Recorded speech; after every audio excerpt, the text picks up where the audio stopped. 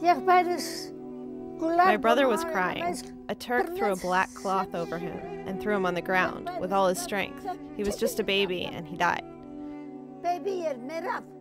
Armenians witnessed a crime that would change their lives forever. The most violent treatment apparently was reserved, clearly was reserved for the Armenians, who were systematically destroyed through and through until there was not one of Armenian to speak of across the area called Anatolia. The tragedy happened in what is today Turkey almost a century ago. Yet to this day, Turkey denies the genocidal intent of the mass killings during and after World War I.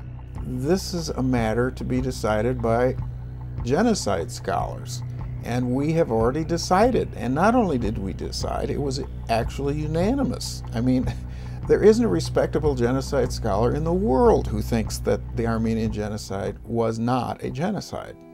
Every year on April 24th, Armenians who are now scattered all over the world come to the capital city of Armenia, Yerevan. They come to recall the victims of the genocide, to honor the tragic past. For these people, it is hard to understand how the political importance of a country whose land is soaked with the blood of their families can stop world powers from declaring the truth.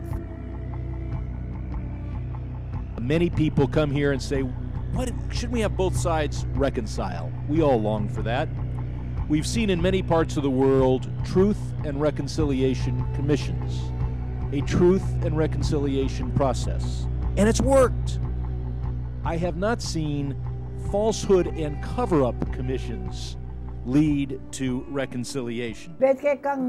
We should go all together to the government and say that I, for example, have seen it. I lived through the genocide.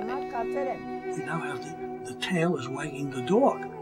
It's little Turkey telling the United States what it should do and what it shouldn't do. This is the story of a genocide that has been and continues to be erased from history. This is the story of a people who endured genocide to rebuild their nation. Armenia is both a sovereign country and a now international people, still suffering the anguish of the genocide of nearly a century ago. This is a wound that's never healed for Armenian people. It's like telling someone whose relatives have been murdered that it was all there in their imagination.